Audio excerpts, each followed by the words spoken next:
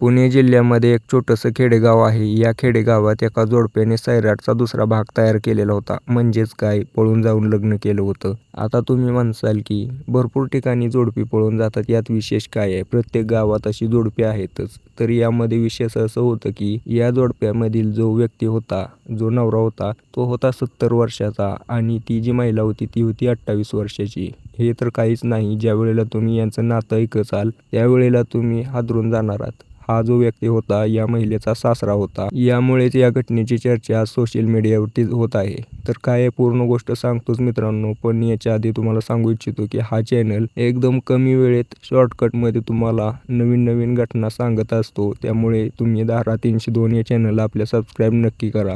तर या घटनेची सुरुवात 2020 पासून होते. 65 वर्षीय वय असलेला पमूलाल नावाचा या व्यक्तीला 4 पोरं. या 4 पोरांमधील 3 पोरं तर अजून शाळा शिकत होती. कोणी डिग्री करत होतं, कोणी 11वी, कोणी 12वी अशा प्रकारे होतं. पण एक पोरगा रमेश नावाचा हा व्यक्ती, त्याचा 25 वर्षाचा पोरगा होता. हा पोराचं वय झाल्यानंतर या पमूलालने विचार केला की पोराचे लग्न लावून द्यावे. या म्हातारीची पत्नी काही दिवसापूर्वीच निधन झाली होतं तिचं. त्यामुळे घरात आता कोणीही महिला नव्हती. विचार केला, लग्न लावून दिलं. लग्न लावून दिल्यानंतर काही दिवस चांगला संसार चालला. अजूनपर्यंत एकही मूलबाळ नव्हतं. पण साधारणतः 2 ते 3 वर्षानंतर 2022-23 मध्ये हा जो रमेश होता, गाडीवरती रस्त्याने जात असताना ट्रकच्या खाली येऊन त्याचा मृत्यू झाला. दुर्दैवी अंत झाल्यानंतर काही दिवस गेले. त्यावेळेला नातेवाईकांमध्ये चर्चा चालू झाली की ही जी पोरगी आहे अजूनपर्यंत मूलबाळ नाही. अजून हिला पुढे खूप आयुष्य जगायचं आहे. 23-24 वर्षाची पोरगी आहे. हिचं लग्न लावून द्यावं. तिच्यासाठी स्थळं शोधायला चालू झाली. इकडे नातेवाईक, तिचे आई-वडील, तिच्या घरचे मामा-मामी सगळी स्थळं शोधत होती. पण ही जी महिला होती दुसरीकडे, तिने वेगळंच गोल खेळवायला चालू केलं होतं. तिच्या सासऱ्यासोबत तिने अनैतिक संबंध बनवायला चालू केले.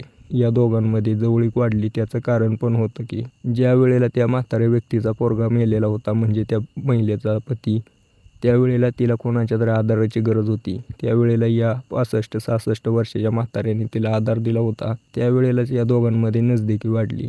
पण याच्याबद्दल कोणालाही माहीत नव्हतं. आता दुसरीकडे तिच्यासाठी स्थळ शोधायचं चालू होतं. अचानक एक स्थळ येणार होतं. त्याच्या अगोदरच या दोघांनी ठरवलं की बस झालं, आता आपण पळून जाऊन लग्न करू.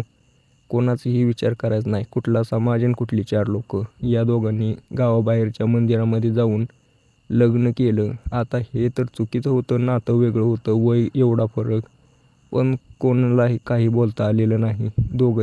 दोघांचंही वय पूर्ण होतं. वय पूर्ण होतं म्हणण्यापेक्षा वयाच्या पार गेलेले होते असं म्हणू शकतो. या घटनेमध्ये कोणासोबतही अनुचित घडलेलं नाही. पण ही घटना ज्या वेळेला सोशल मीडियावरती व्हायरल झाली त्यावेळेला सोशल मीडियामध्ये वेगवेगळ्या प्रतिक्रिया आल्या. कोणी म्हणत होते की महिलेने ठीक केलं, कोणी म्हणत होतं की चुकीचं केलं, कारण वयाचा खूप अंतर आहे, नात्यामध्ये पण फरक आहे, असं प्रत्येकाचं म्हणणं होतं. बाकी तुमचं याच्याबद्दल काय मत आहे मला कमेंट करून नक्की सांगा. व्हिडिओ आवडत असेल तर लाईक पण नक्कीच करा.